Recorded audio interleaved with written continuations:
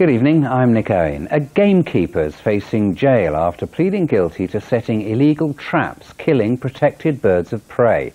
His crimes were only revealed after two other keepers working with him came forward and blew the whistle on what was going on.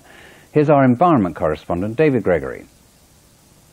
This secret night vision video was shot by the RSPB, investigating allegations that gamekeepers were trapping and killing birds of prey in order to protect partridges and pheasants being reared for shoots on the 6,000-acre Kempton estate near Bishop's Castle in Shropshire. When a buzzard perches on top of this pole, the steel trap is triggered, killing the bird. Using traps like this has been illegal since 1904. At Telford Magistrates Court, Roger Venton pleaded guilty to setting pole traps. He was brought to justice after two co-workers, fellow gamekeepers, blew the whistle on what was going on.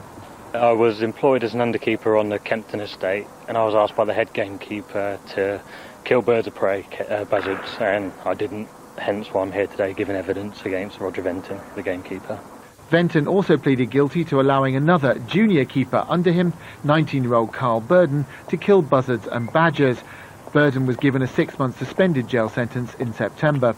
Venton will be sentenced in the new year, but Judge Cochrane told him he couldn't rule out giving him a custodial sentence. That could be up to a maximum of 6 months in prison. The RSPB wants more gamekeepers to come forward if they know of problems. On the back of this case, the RSPB today has launched a hotline for other people who witness crimes against birds of prey, for them to come forward in complete confidence to report this to us, and hopefully by working with other gamekeepers like the gamekeepers here, we can rid the world of persecution of birds of prey. David Gregory, BBC Midlands Today, Telford Magistrates Court. There have been big problems on the roads in North Worcestershire this evening after a pile-up on the M5 earlier. 2 lorries, a car and a van were involved. One motorist was airlifted to hospital with severe head injuries. The M5 and the M42, which is also affected, have now been cleared. One of Gloucester's biggest employers has announced it's closing down with the loss of 450 jobs. The food company Wincanton says it's closing its site in the city because it can't meet the demands of customers. Steve Nibbs reports. There was no sign of a failing company today. The wagons were still rolling. But the problem here is that it isn't really a failing company. 2 weeks ago, Wincanton announced that another firm, Kalina, will be taking a majority share of the Gloucester site. Now, all of a sudden, both companies have agreed that the operation here just isn't fit for its new purpose, saying that the resources in Gloucester just won't meet the demands of its customers. How are people feeling inside? It's obviously very sad for being all these years and losing their jobs. How do you feel?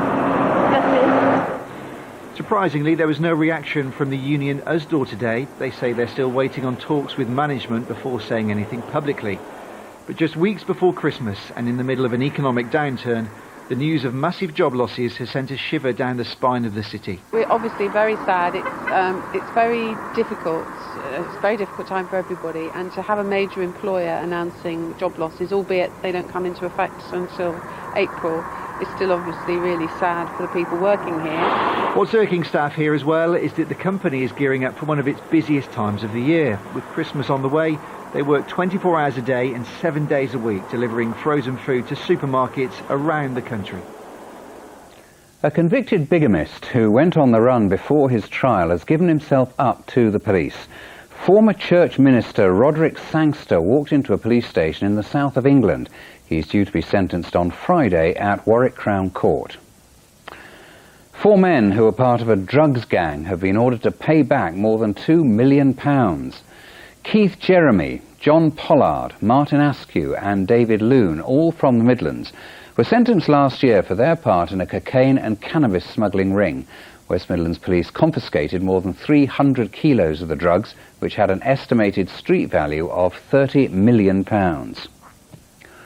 All wards at Worcestershire Royal Hospital have been closed to visitors after several outbreaks of the winter vomiting bug norovirus. The hospital has also postponed some non-urgent elective surgery. People with outpatient appointments are advised to attend as long as they haven't suffered from diarrhoea or vomiting in the last 48 hours. The Warwickshire coal mine has broken a record by producing 3 million tonnes of coal in the last year. Dormill Colliery is one of just 6 working pits in the country. It employs nearly 700 miners and it's taken on another 35 this year. Here's Bob Hockenholm. Down there, nestling in the Warwickshire countryside, is a coal mine. Now, you might think it's a relic of the past, but the miners who still work there tell a very different story. 60 years ago, there were 1,000 working pits in Britain. Today, there's just 6. Door Mill Colliery in Warwickshire is one of the survivors. Today, the miners there were in celebratory mood. They've mined 3 million tonnes here this year, putting them on target to achieve the highest annual output in UK history. I could go sort of 10, 15 miles away from here, and people ask me where I work, and I say, coal mine, Door Mill. Where's that? They haven't got a clue that we exist, even though we are the biggest in Europe. 680 miners still work here. 35 were taken on this year, after the first recruiting drive for skilled miners in 24 years. Didn't expect to be here, as my dad and my stepdad all both worked for UK Coal. My dad left about 15 years ago. I didn't expect it to still be going, but it's going strong at the moment, so I'm happy to be a part of it. My dad's worked down here. My granddad broke his back down here, and just want a future for my son and my family to work down here. Down below, a 20-mile labyrinth of tunnels stretching to the M6 and beyond. At least 40 million tonnes still to be exploited. The coal's used at Ratcliffe Power Station near Nottingham. We have got the technology now to burn it cleanly, and what you must understand is that without coal, 3 million people within this locality would possibly be without electricity. It's still dangerous. There's been 3 deaths from accidents at Door Mill in the last 2 years. But for these men, it's a way of life they hope will survive for decades to come. Bob Hockenall, BBC Midlands Today. And while Door Mill goes from strength to strength, it's been the end of an era spanning nearly 140 years for one manufacturing company. The last vehicle rolled off the production line at JCB's heavy products factory in the centre of Uttoxeter. The digger firm's moving manufacturing to a multi-million-pound new factory out of town. That's all from the Late Team Newsnight, starting over on BBC Two. From all of us here, a very good night. Bye-bye.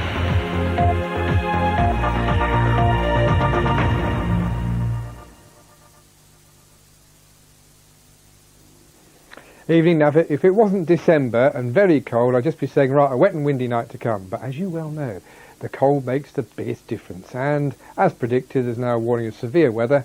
Blizzards, actually, over many of the hills, most of the hills of northern England and Scotland, but snow falling in many places. And you can see why. This angry cloud here is heading directly for us, and that's the heaviest point at the moment, the point where it's raining heavily, snowing to some degree, and sleeting. The actual position at the moment over Northern Ireland is this. Lime green is heavy precipitation, mostly of rain, some sleet, some snow. And it'll stay that way as it moves east. Now, at the moment, it's quite cold over England and Scotland, but the breeze is picking up.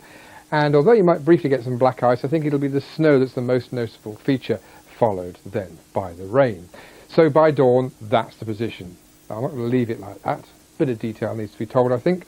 In total, we'll probably get about 20 centimetres falling in the high ground of Scotland and far north of England, 15 down the Pennine Chain, 2 to 5 even at lower ground and over the heights in Mid Wales and maybe the North Midlands. So any road that goes over a hill is going to be affected. Heavy and drifting snow for the major ones still. And some of this snow, once fallen, I think it's going to last for a couple of days, particularly in Scotland and the far north of England. You can see why just about. It's still snowing at 8 o'clock in the morning through Scotland and the far north of England. Not only on the hills as well, some at lower levels, but about Lincolnshire and Derbyshire southwards it would have turned, on the whole, back to rain. Quite a windy southerly, rain falling out of the sky, a miserable morning and still 2 or 3 degrees, so it is cold, but you haven't got the glory of the snow. The children won't enjoy that a great deal.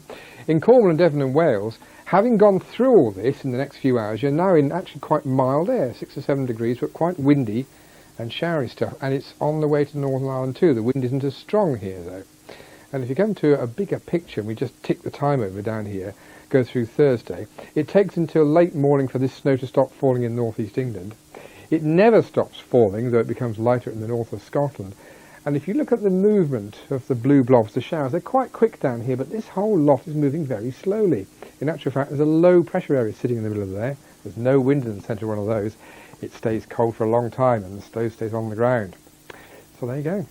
Snowing tonight, lasting for quite a while, but it'll only be enjoyable, I suspect, to some children, and not to many adults. Good night. Scott Mills is your host for the live National Lottery draws. Next, here on BBC